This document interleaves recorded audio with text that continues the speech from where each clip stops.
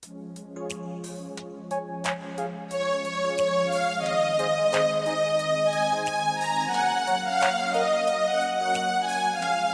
కుమార్ గారు ఆయన చేస్తున్నటువంటి పరిచయం పట్ల నేను గర్వపడుతున్నాను బ్రదర్. దేని విషయంలో గర్వపడుతున్నాను అని అంటే, పిల్లల కోసం ఆయన చేస్తున్నటువంటి ఈ పని, చిల్డ్రన్ హోమ్, పిల్లల కోసం పిల్లలను పెంచడం, ఈ పనులు దేవుడు మనకిచ్చినటువంటి బాధ్యత. దేవుడు లేకపోతే క్రైస్తవ సంఘం మాత్రమే చేయగలిగినటువంటి ఒక విశిష్టమైన బాధ్యత. ఇది అందరూ చేయలేరు. నా భార్య మా ఇంట్లో 14 మంది పిల్లలను పెంచింది. నాకు 2 ఆడపిల్లలు, వాళ్ళతో పాటు మిగిలిన 12 మంది కలుపుకుంటే మా ఇంట్లో 14 మంది. ఆ 14 మందిలో కొంతమందికి పెండ్లిళ్ళు అయిపోయాయి, కొంతమంది కాలేజెస్లో ఉన్నారు, కొంతమంది ఉద్యోగాలు చేస్తున్నారు. అయితే ఇప్పుడున్నటువంటి మొత్తం మా ఇంట్లో 8 మంది ఉంటాం, అంతే 8 మంది ఉంటాం. ఆ 8 మందిలో నేను ఒక్కడే మగపిల్లండి. ఇక నా బతుకు చూడండి. ఒక అమ్మాయి రోజుకు 20,000 పదాలు వాడుతుందంట.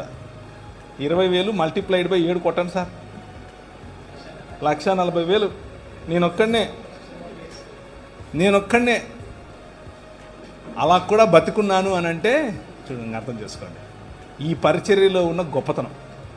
సో విజయ్ కుమార్ గారు అలా అనేక లక్షల పదాలు రోజుకు వినాలని, పిల్లలతో చక్కగా బ్రతకాలని.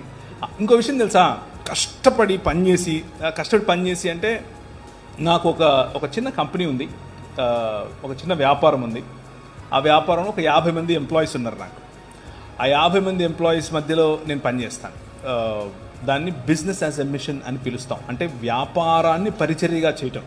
అంటే మనకు మామూలుగా రెగ్యులర్గా కనిపించే మోడల్ ఏంటంటే పరిచర్యని వ్యాపారంగా చేయటం. అలా కాకుండా వ్యాపారాన్నే పరిచర్యగా చేయటం. ఈ మోడల్ను నేను ఎంచుకున్నాను. ఆ ఎంచుకున్న మోడల్లో నేను పనిచేసే రోజు నేను నా భార్య కనీసం రోజుకు ఒక 14 నుంచి 16 గంటలు కష్టపడతాం. కానీ ఈ పిల్లలను, తర్వాత మేము నడిపే అంబులెన్సెస్, తర్వాత మేము కొంతమంది రోడ్డు మీద పడిపోయిన వాళ్ళని తీసుకొచ్చి వారి కట్లు కట్టడం వగేరా. కొంతమంది కలిసి, నేను ఒక్కడిని కాదు, టీమ్ మెంబర్స్, వారికి నేను సహాయకుడిగా ఉంటాను. అప్పుడప్పుడు అదంతా చూసినప్పుడు ఏమవుతుందో తెలుసా, రాత్రి అలా కళ్ళు మూసుకుంటే చక్కగా నిద్ర వస్తుంది, బ్రహ్మాండమైన నిద్ర వస్తుంది. ఏ చీకు చింత ఉండదు. అబ్బా ఈరోజు బతికేమరా అనిపిస్తుంది. So I congratulate you brother for what you're doing. మీరు చేసే పనికి, మీరు చేసే పరిచర్యకు నేను చాలా సంతోషం వ్యక్తం చేస్తున్నాను. నా పట్ల మీరు చేస్తున్న పరిచర్యలో నన్ను భాగస్వామిని చేసి పిలిచినందుకు నేను సంతోషిస్తున్నాను. అయితే కొద్ది సంవత్సరాల క్రితం, దాదాపు 2 సంవత్సరాల క్రితం, 2 సంవత్సరాలు అయిందా? అయింది. దాదాపు 1.5 సంవత్సరం వేసుకోండి క్రితం అయోధ్యలో రామ మందిర నిర్మాణం జరిగింది.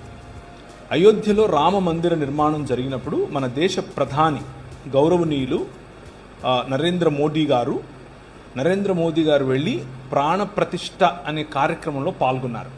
ప్రాణప్రతిష్ఠ కార్యక్రమంలో పాల్గొన్నప్పుడు ఆ భవ్య మందిర నిర్మాణాన్ని ప్రపంచమంతా, కనీసం భారతదేశమంతా కూడా హైందవ సాంప్రదాయంలో ఉన్నవారు అనేక భక్తి శ్రద్ధలతో దాన్ని చూశారు. ఇది మనమందరికీ తెలిసిన విషయమే. అయితే ఒక విషయాన్ని మనము చదువుదాం. కొలస్సీలకు రాసిన పత్రిక 2వ అధ్యాయం. నేను ఎంతగా పోరాడుచున్నానో మీరు తెలుసుకొనగోరుచున్నాను. వారు ప్రేమయందు అతుకబడి సంపూర్ణ గ్రహింపు యొక్క సకలైశ్వర్యమును కలిగిన వారై దేవుని మర్మమయ్యున్న క్రీస్తును, అండర్లైన్ చేయండి, దేవుని మర్మమయ్యున్న క్రీస్తును స్పష్టముగా తెలుసుకున్న వారై తమ హృదయములలో ఆదరణ పొందవలనని. ఆదరణ అన్నది క్రీస్తు అనే మర్మమును తెలుసుకుంటే వస్తుంది. వారందరి కొరకు పోరాడుచున్నాను. బుద్ధి జ్ఞానముల యొక్క సర్వ సంపదలు ఆయన యందే గుప్తములై ఉన్నవి. బుద్ధి జ్ఞానములు, వాటి సర్వ సంపదలు ఆయన యందే గుప్తము అంటే దాచిపెట్టబడి అని, గుప్తములై ఉన్నాయి. ఎవడైనను చక్కని మాటల చేత మమ్మును మోసపరుచుకుంటున్నట్లు ఈ సంగతిని చెప్పుచున్నాను.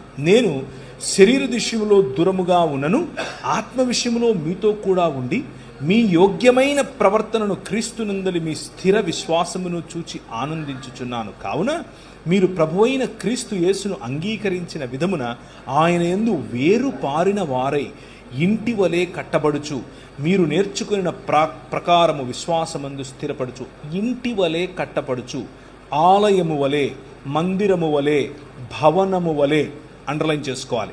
ఆయనను అనుసరింపక మనుష్యుల పారంపర్యాచారమును అనగా ఈ లోక సంబంధమైన మూలపాఠములను అనుసరించి మోసకరమైన నిరర్థక తత్వజ్ఞానము చేత మిమ్మును చెరపట్టుకొని పోవాడెవడైనా ఉండునేమో అని జాగ్రత్తగా ఉండండి. ఏలయనగా దేవత్వము యొక్క సర్వ పరిపూర్ణత శరీరమందు క్రీస్తునందు నివసించుచున్నది.